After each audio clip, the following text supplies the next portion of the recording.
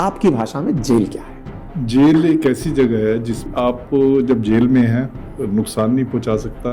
कि आपने चोरी की है, आपने हत्या की है, आपका अपराध इतना संज्ञेय है कि आपको खुला छोड़ दिया तो हो सकता है आप ऐसा अपराध दोबारा दोहरा दें।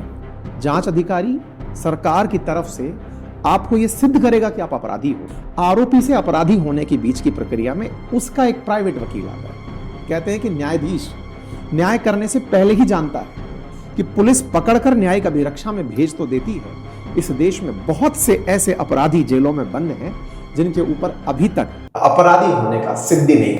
आपकी भाषा में जेल क्या है? जेल एक ऐसी जगह है जिसमें कि प्रिजनर्स को जो जेल में आता है, जिसने किसी और के राइट्स का हनन किया है, किसी और के राइट का वायलेट किया है, और उसको उसकी एवज में जो उसने गलत काम किया है उसकी एवज में उसको प्रोसिक्यूटिंग एजेंसी ने पकड़ के सेफ एंड सिक्योर कस्टडी में भेजा है, उसको जेल कहते हैं।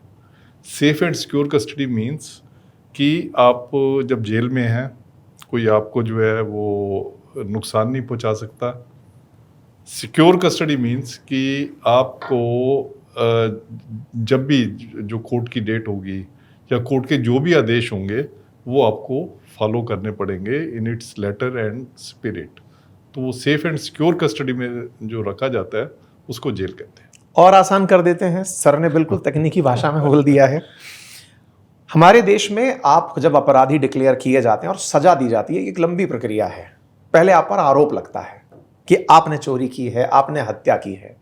आरोप लगाने वाली कोई पार्टी होती है जो आप पर आरोप लगाती है, कुछ साक्ष्य होते हैं। यहीं पर जांच अधिकारी पुलिस बनाकर किसी को नियुक्त कर देती है, किसी भी स्तर के अधिकारी को, जिस तरह कानून ने कहा है।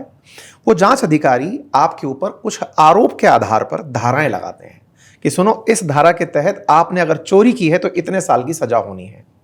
अब चूंकि आपका अपराध इतना संज्ञेय है कि आपको खुला छोड़ दिया तो हो सकता है आप ऐसा अपराध दोबारा दोहरा दें।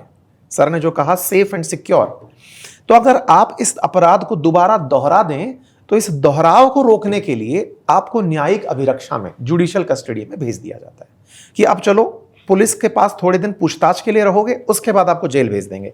अब जेल में रहो ताकि आप समाज में हार्म ना पहुंचाओ, क्योंकि आप अभी हार्म पहुंचा चुके हो। यह तो हुआ धाराओं का खेल। अब जो जांच अधिकारी ने आपके ऊपर धाराएं लिखी हैं, जांच अधिकारी सरकार की तरफ से आपको यह सिद्ध करेगा कि आप अपराधी हो। इसके लिए सरकार एक वकील अपॉइंट करती है।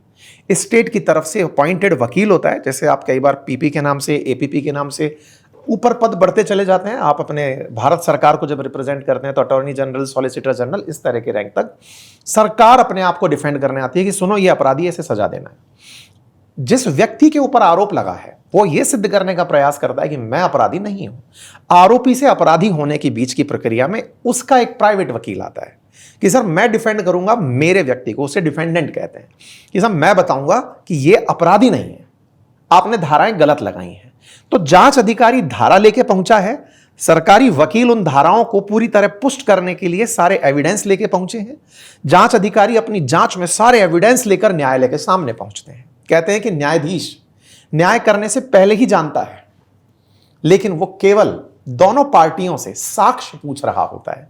ये जो बात आप बोल रहे हो, एविडेंस क्या है? एविडेंस है यानी कि आपकी बात बैक्ड बाय एविडेंस है, तो कानून में इसकी इतनी सजा है। तो ऐसे में सजा याफ्ता भी जेल जाते हैं। और जुडिशियल रिव्यू के दौरान, न्यायिक अभिरक्षा के दौरान जिन्हें जुडिशियल कस्टडी में भेजा गया है कि इन पर सजा घोषित होनी है, वो भी जेल जाते हैं।